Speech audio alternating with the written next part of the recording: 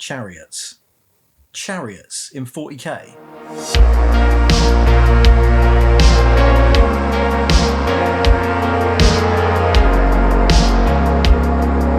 Rules bloat is a common complaint within 40k at the moment, and usually when people use the term, they're referring to the amount of published material there is, the difficulty of keeping up to date with all the rules for multiple factions when they're spread amongst so many different publications. In this video I'm going to address that, but I also want to talk about a different sort of rules bloat, not of changes being spread out, but of additional rules and changes being added over time, and the mental load on a player when that player then has to remember them all. So cognitive load is a thing. There are whole papers written on cognitive load in video gaming, comparing the level of cognitive load to the level of enjoyment, or the levels of load when playing against AI or human opponents. They all make use of high-tech scanners to figure out how hard your brain's working, and they're all written by proper academics, which I am not. And because I'm referring to a slightly different thing, I'm going to use the term mental load to refer to what I'm talking about in this video, which is the amount of mental work it takes to play a tabletop game.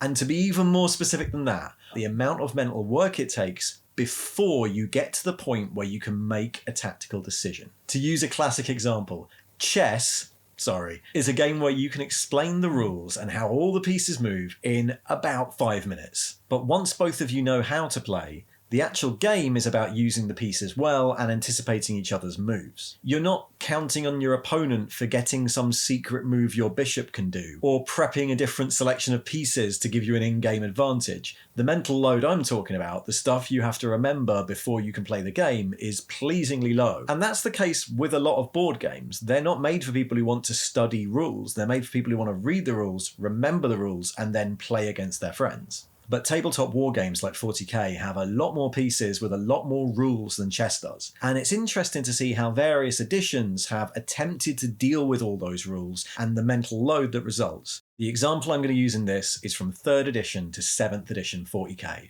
which, if you don't know, are all variations on the same basic game system. 3rd edition 40k was released in 1998, and it was a complete reset from 2nd edition 40k, invalidating all the existing rules. 2nd edition was the first fully boxed game version of 40k, full of cards and supplements. It was released in the early 90s, and it was the version I got into 40k with while I was at school. Each of the new codex books released for it included custom data faxes for every vehicle, or completely new pages of rules for the special weapons unique to that army. By contrast, 3rd edition was an obvious attempt to pull all this together and consolidate it in a simplified, unified rule set. And the way 3rd edition tried to do this was by categorization. In 3rd edition 40k, units were categorised broadly into infantry, bikers, cavalry and vehicles, and this category defined how they could move, how they could shoot, and how they interacted with each other. Weapons too were categorised into broad types like rapid fire, assault or heavy.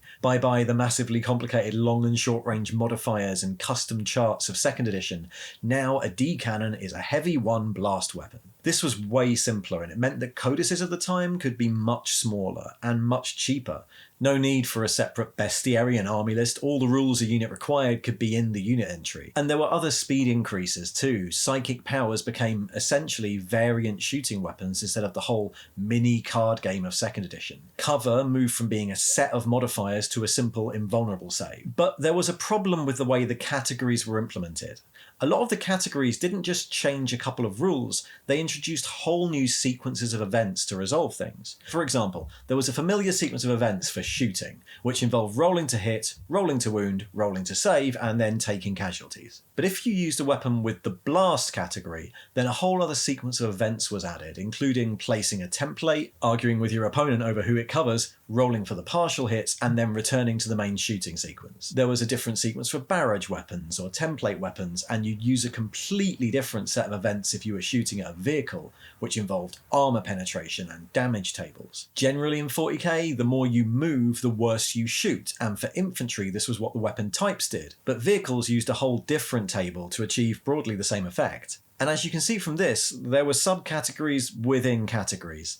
Fast or open-top vehicles had their own exceptions. Walkers and dreadnoughts had a mix of the infantry and vehicle rules. The action of one model attacking another in close combat followed one sequence of events, but if a tank did it, that was a totally different chain of events, and all those sequences had to interact with all of the others. So while there exists, say, rules for multiple combats, we need some extra rules to clarify how dreadnoughts work in multiple combats. The more sequences of events there are, the more exceptions needed to be written, and crucially, the more stuff there is to remember. However, it was still a lot simpler than 2nd edition. I remember being impressed at how smooth it felt when I first played it, and 3rd edition still had one thing going for it that we don't have now: army size. This is the Imperial Fist Force from the inaugural White Dwarf Battle Report of 3rd edition. It's a 1500 point force, which was considered a full-size army at the time. And this isn't a beginner force, this is presented as an aspirational army for a proper game that lasts the whole evening. They've even tried to include a good variety of units to show you how the game works. There are bikers, jump troops, and 4 vehicles: a rhino,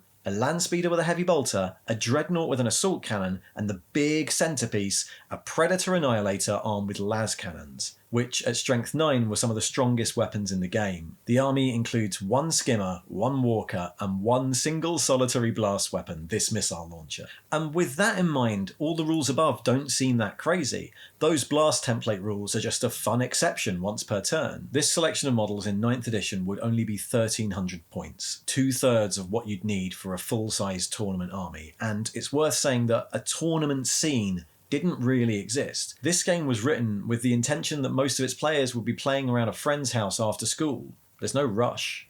For the next 4 editions of the game, this basic rule set would remain in place with lots of tweaks, but generally the same design philosophy. And as Games Workshop released more units, the game rules had to grow to accommodate them. 4th edition was released in 2004 and expanded on the categories. In 4th edition, units could be infantry, bikes, jet bikes, monstrous creatures, jump infantry, artillery, beasts, and cavalry. And these categories gave so many exceptions to the basic rules that they were grouped up by phase. While vehicles were only one category, that also included fast vehicles, walkers, and skimmers, and 4th edition also included universal special rules, which grouped together all of the similar special abilities that have been popping up in the codices. So instead of Eldar being Fleet of Foot, Tyranids being Fleet of Claw, and Rough Riders being Fleet of Hound, they'd all now use the Fleet special rule, along with 21 others. 5th edition was released in 2008 and added a couple of extra things, including jetpack units, but otherwise it's mostly tweaks. All these editions changed minor things in the basic rules, like target priority or how height worked. I'm just concentrating here on the extra bolted-on sets of rules. Of course, having 5 rule sets which are all really similar but with slight differences also adds to that mental load. 6th edition came out in 2012, and it's around this time things started to get quite silly. There are 63 universal special rules and additional categories for flying monstrous creatures, chariots, and heavy vehicles. There are rules for characters to initiate challenges and rules for vehicles to ram each other, both of which included whole new sequences of events. 6th edition also included flyers in the base game, which would be followed by super heavy vehicles with the Escalation supplement. Both of these things have been around for a while in Forge World's Imperial Armour series of books, which started way back in 2000 during 3rd edition, and they'd shown up some issues with the system quite early on, namely that when you're paying hundreds of points and pounds for a massive super heavy tank, the regular vehicle rules limiting which guns they fire and making them capable of being destroyed with a lucky shot were just too flimsy. Super heavy vehicles in Imperial armour had structure points, essentially wounds, and their own damage charts to make them more durable, and they ignored a lot of the rules about how many weapons vehicles could fire. Flyers had a similar number of exceptions and special rules, and of course there were already super heavy flyers for all these bonus combinations, but mostly these were all rare sights that didn't affect the majority of games. 6th edition brought all this into the main game, and given how deadly it was getting, it added hull points to compensate, effectively giving vehicles wounds but with a totally different mechanism for resolving them. Escalation also added super heavy walkers, gargantuan creatures, and flying gargantuan creatures as unit types, all with their own collection of exceptions. Other elements of the game system were really stretched by these rules. For example, the system was written for weapons of strength 1 to 10, all of which did 1 wound of damage, and a demolisher cannon was already strength 10. There was nowhere left to go for really big weaponry like a volcano cannon, so anything too powerful was just called a destroyer weapon and used a bolt-on set of rules that ignored most of the normal shooting sequence. Similarly, the new vehicle ramming rules just couldn't really represent vehicles on this scale, so Thunderblitz was added with a whole different table that ignored the ramming rules. This was also the era where Rules Bloat as we talk about it now started, with multiple supplements, expansions, and datasheets. And there were huge expansions of stuff like the Psychic Powers, which were now a series of 6 tables of effects rather than the much simpler previous editions. In 7th edition, everything from the 6th edition supplements was incorporated into the main rulebook, and it was a mess. I remember playing a lot of 6th and 7th edition, and the sheer volume of extra tables, interactions, and exceptions made it hard work.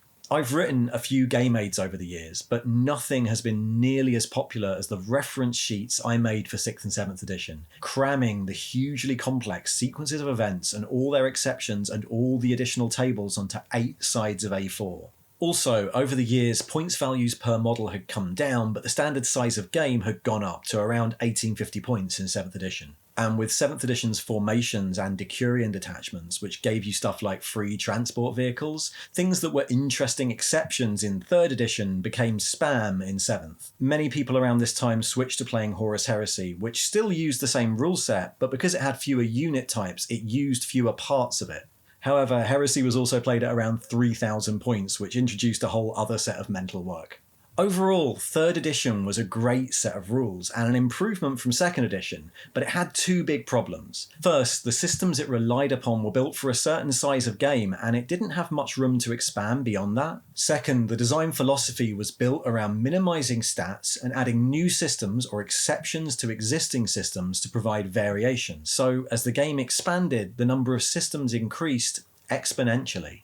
8th edition trashed all this and was released with a simple set of rules which, instead of relying on defined tables, scaled with the size of game. All units at any size use the same basic mechanics for shooting, moving, or close combat, and stuff like to wound is done by comparison, so there's no maximum score or table to memorize.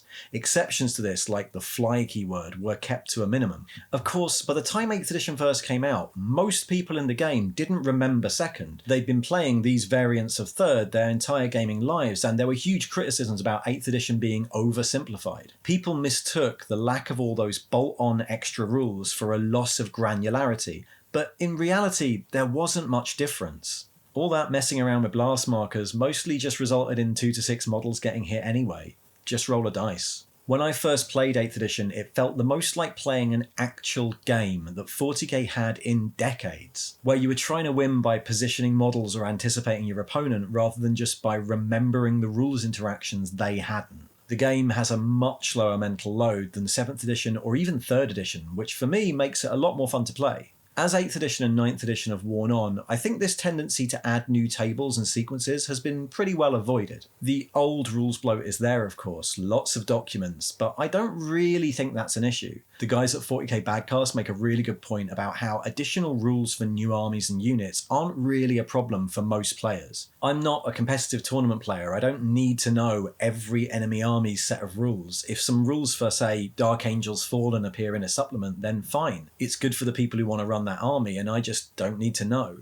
But there is one issue. If 2nd edition had a reasonably complex rules system and placed the job of achieving variance at the unit and weapon level, and 3rd edition tried to solve this by simplifying the units and weapons and rolling all that into the core rules, then 8th and 9th edition add their variants at the army level. This is better, there's less barrier to entry, but it still has drawbacks. For me, the biggest addition of mental load in 8th edition and 9th edition is the endless comboable list of upgrades. The warlord traits and chaplain spells and relics and stratagems. Stratagems that run the risk of turning the game into Combo Hammer or a card game like Warhammer Underpants. When you play multiple armies and switch often, just remembering all that stuff, all the extra little options you can do is where it becomes work. That's what I'm going to be watching out for in the future. That's where I think mental load might become a problem in 9th edition, but we're a way off it yet. We're not anywhere near the problems of 7th edition. Let me know what you think about all that below. Thanks for watching.